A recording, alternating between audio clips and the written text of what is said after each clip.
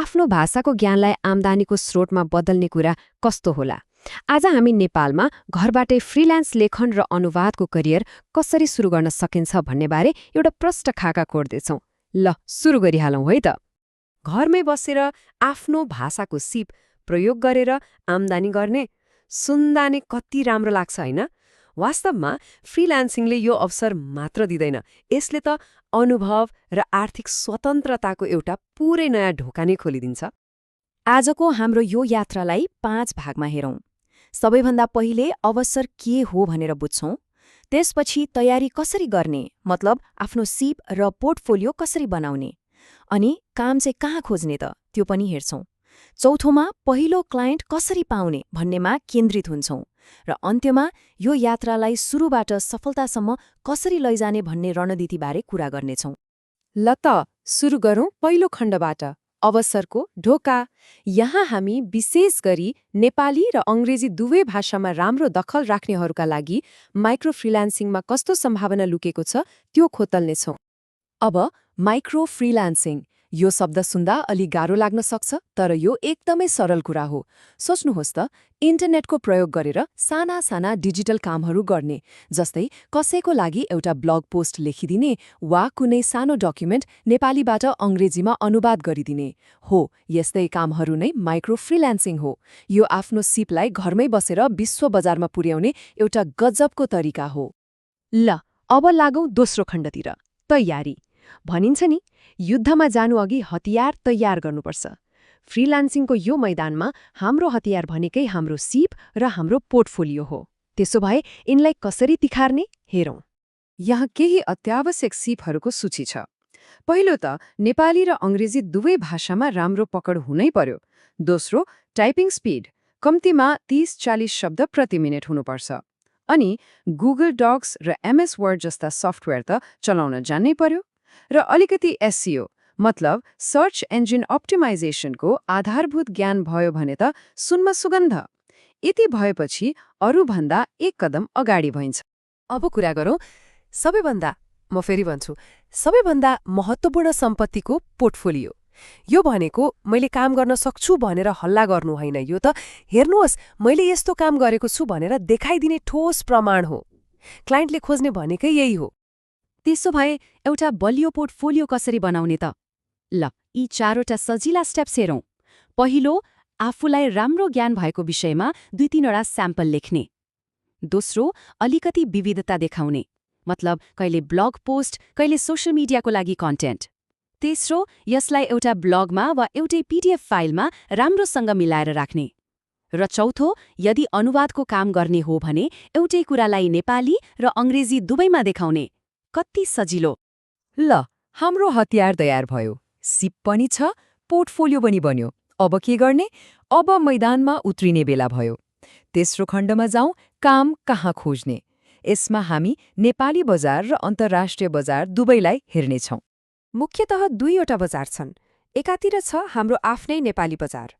यहाँ नेपाली रुपैयाँमा भुक्तानी हुन्छ, स्थानीय क्लाइन्टहरूसँग काम गर्न पाइन्छ र सुरुवाती दिनहरूको लागि यो एकदमै राम्रो ठाउँ हो। अर्कोतिर छ अन्तर्राष्ट्रिय बजार।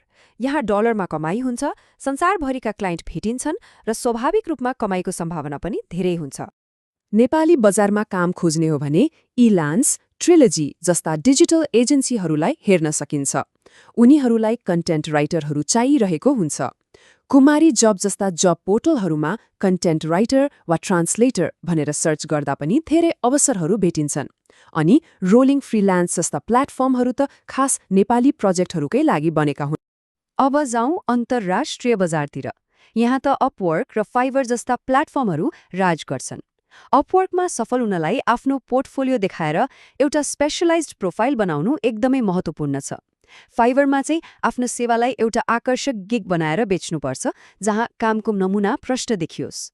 र यदि कुनै खास क्षेत्र जस्तै ब्लगिङ वा अनुवादमा मात्रै केन्द्रित हुने हो भने प्रो ब्लगर वा ट्रान्सलेटर्स क्याफे जस्ता विशेष साइटहरू पनि छन्। ल अब हामी चौथो र सायद सबैभन्दा रोमाञ्चक खण्डमा आइपुगेका छौँ। पहिलो क्लाइन्ट कसरी जित्ने। हेर्नुहोस्, सिप हुनु मात्रै ठूलो कुरा होइन, त्यो सिपलाई बेच्न जान्नुपर्छ। अब त्यही कलाबारे कुरा गरौँ। यदि कुनै एजेन्सीलाई सिधै अप्लाई गर्ने हो भने यो प्रक्रिया अपनाउनुहोस्। पहिलो एउटा प्रोफेसनल इमेल लेख्ने। दोस्रो, इमेलमा छोटो तर दमदार कभर लेटर राख्ने जसमा आफ्नो बारेमा र के गर्न सकिन्छ भनेर लेखिएको होस्। तेस्रो र सबैभन्दा महत्त्वपूर्ण, आफ्नो पोर्टफोलियोको लिङ्क वा फाइल पठाउने।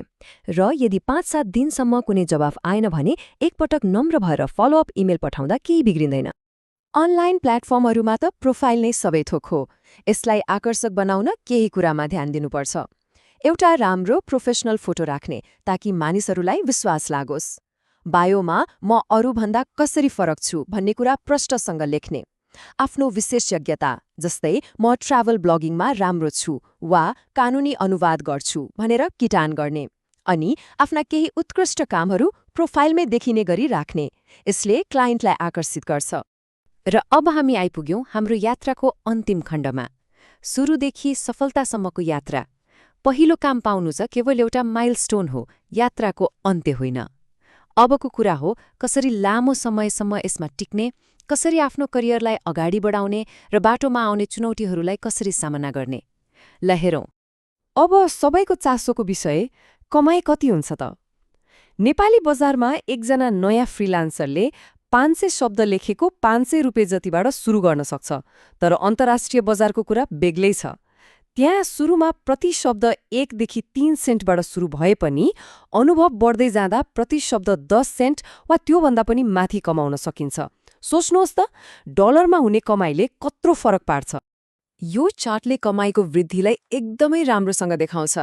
हेर्नुहोस् त, सुरुमा नयाँ हुँदा कमाइ अलि कम हुन्छ। बिस्तारै अनुभव बढ्दै जाँदा कमाइ पनि बढ्छ।